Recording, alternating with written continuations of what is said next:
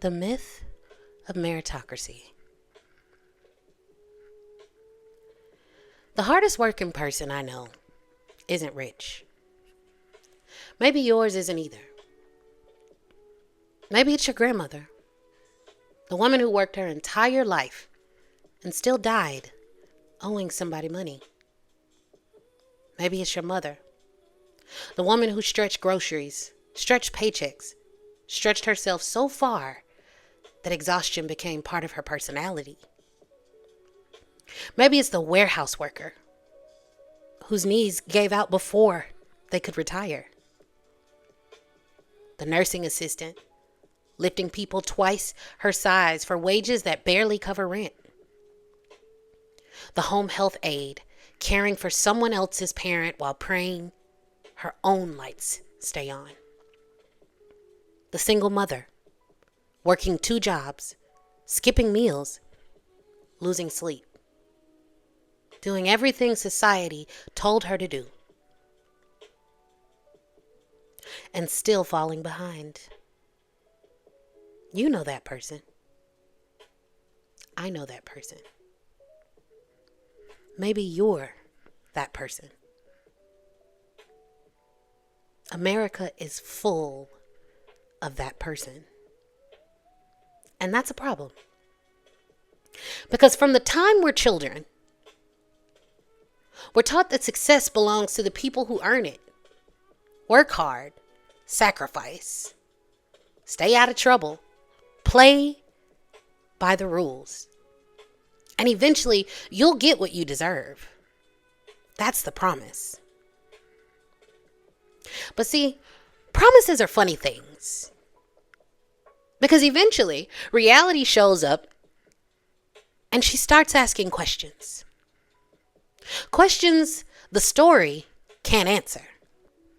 Like, why some of the hardest working people in this country are one emergency away from disaster. Why the people cleaning the buildings make less than the people sitting in them. Why the people caring for the sick struggle to afford health care. Why the people feeding Americans struggle to feed themselves. And let's be honest, we don't like those questions. Because those questions force us to confront something uncomfortable. If hard work alone determines success, the hardest working people in America would be the richest. But they're not. Not even close. Not by a long shot. And once you see that, it's hard to unsee it.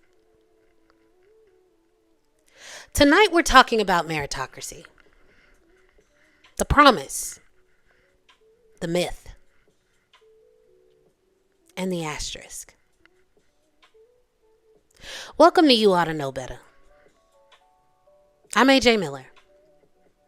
This is the podcast where we read the fine print, check the receipts, and investigate the asterisk. Let's start with the story. Because meritocracy is one of the most powerful stories America has ever told itself. Work hard, make good choices, stay disciplined, success will follow. It's simple. It's hopeful. And if we're being honest, it's comfortable. Because if success is earned, then life makes sense. The winners earned it, the losers didn't. The rich deserved it, the struggling need to work harder. It's clean, it's neat, it's easy. But there's a problem. The numbers keep interrupting the story. And the answers to those questions don't add up. So let's talk about wealth. Not income, wealth. Because they're not the same thing. Income is what comes into your house. Wealth is what stays there. The home, the savings accounts, the investments, the inheritance. The thing that catches you when life decides to throw a punch. According to the Federal Reserve's 2022 survey of consumer finances, the median white family held approximately $285,000 in wealth. The median black family held approximately $45,000. That's almost a $240,000 gap. And before y'all come in my comments saying, well, maybe one group just worked harder, let's stop right there. Because wealth isn't just earned, it's inherited. Which raises a question that meritocracy has always struggled to answer. What exactly did a newborn do to earn an inheritance? Nothing. A child born into wealth didn't earn wealth. A child born into poverty didn't earn poverty. Yet both inherit consequences before they can read, before they can walk, before they can make a single decision for themselves. And that's where the story starts cracking. Because meritocracy asks us to focus on effort. Reality keeps forcing us to acknowledge access. And this is where people usually say, that was a long time ago. Redlining was decades ago. Segregation was decades ago. Housing discrimination was decades ago. Fair enough. But let's talk about why that matters. Because when most people hear the word history, they think about the past. What they don't realize is that history has a habit of showing up in the present. Imagine two families, 1950. One family is allowed to buy a home in a growing neighborhood, bustling with neighbors and suburbs and businesses and doctor's offices and amazing infrastructure. The other family is denied access to that same opportunity. The first family builds equity. The home increases in value. That equity helps pay for college, helps start businesses, helps survive emergencies, helps create inheritances. The second family never gets that same foothold. Now fast forward 70 years. We're not looking at two individuals anymore. We're now looking at generations. One family has assets that can be passed down. The other family has spent generations trying to build what the first family was allowed to accumulate. The law changed. The consequences didn't. Because wealth has grandchildren, but so does poverty. History doesn't have to be alive to affect the present. Its receipts are already here. And those receipts show up in the numbers. Think about home ownership. For most middle-class families, a home isn't just a place to live. It's the largest generational wealth-building tool they will ever own. According to census data, almost 74% of white households own their homes. For black households, it's about 45%. That's nearly a 30-point gap in one of the primary ways Americans build wealth. And that gap didn't appear out of thin air. History leaves fingerprints, even when the person who left them is long gone. Now let's talk about opportunity. Because meritocracy assumes opportunity follows talent. Work hard, get qualified, the doors open, that's the story. But what happens if the door is making decisions before it even knows your qualifications? In 2003, economists Mary Ann Bertrand and Cindil Mulanathan conducted one of the most influential hiring studies in modern America. They sent thousands of resumes to employers. Same education, same experience, same qualifications. The only thing they changed was the name. Some resumes had names like Emily and Greg. Others had names like Lakeisha and Jamal. The results were very, very difficult to ignore. Resumes with traditionally white-sounding names received approximately 50% more callbacks than identical resumes with traditionally black-sounding names. Same resume, same qualifications, different opportunity. Think about what that means. The interview wasn't lost because of performance. The interview was lost before performance ever entered the room. And before somebody says, well, that study is 20 years old. Researchers have continued studying hiring discrimination for years and have repeatedly found evidence that race can influence hiring outcomes.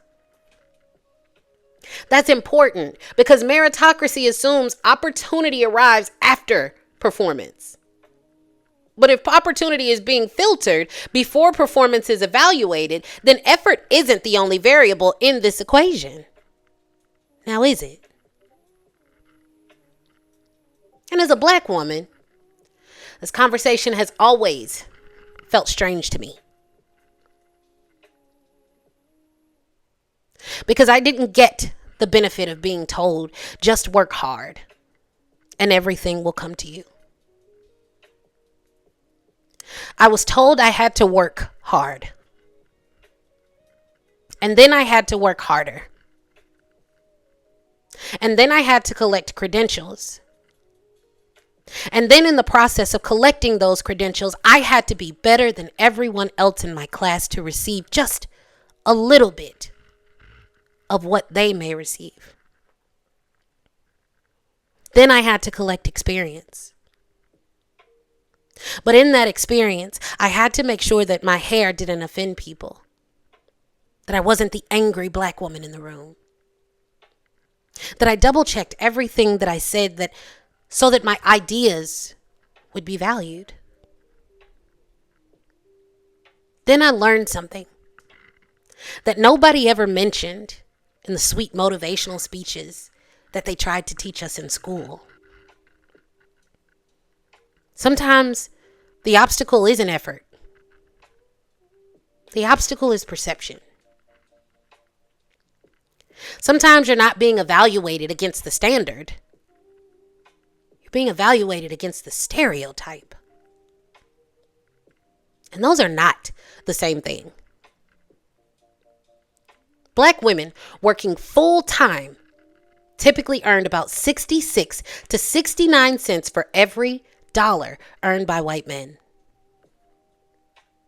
That's not just a wage gap, it's a savings gap, an investment gap, a retirement gap, an inheritance gap, a generational wealth gap.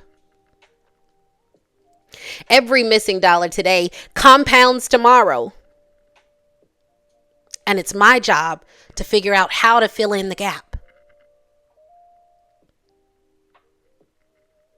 But if I say that my opportunities don't look the same, then you call me a victim. You say that I'm oppressed. You tell me I'm looking for a handout. When I just want to make sure that my kids have the same opportunities that you get to sit in your ivory tower and complain about me asking for.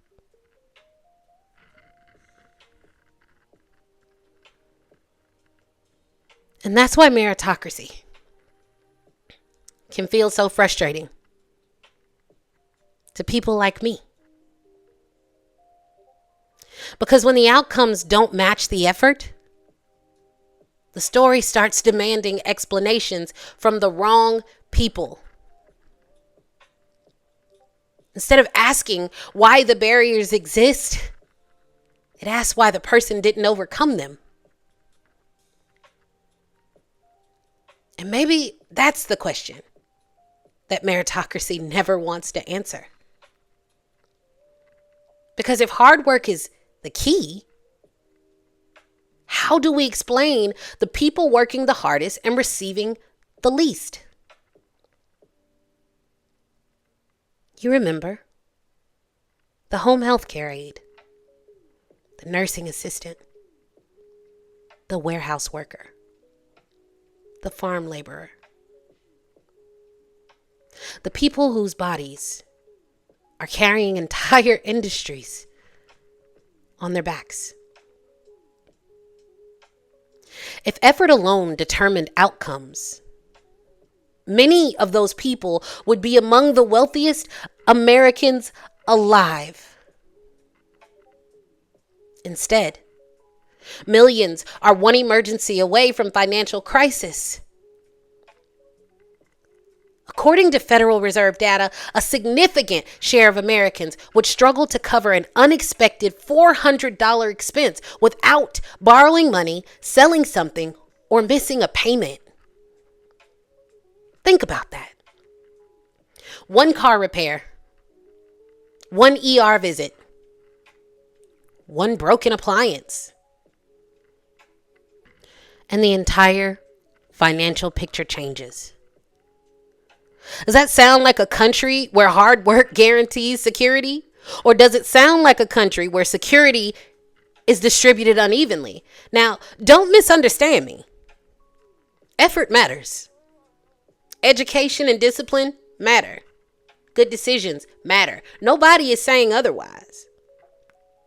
The problem is that Americans often talk about effort as though it is the only variable, as though opportunity is evenly distributed, as though history, wealth, and networks don't matter, as though some people aren't spending their entire lives pushing against barriers other people never have to see.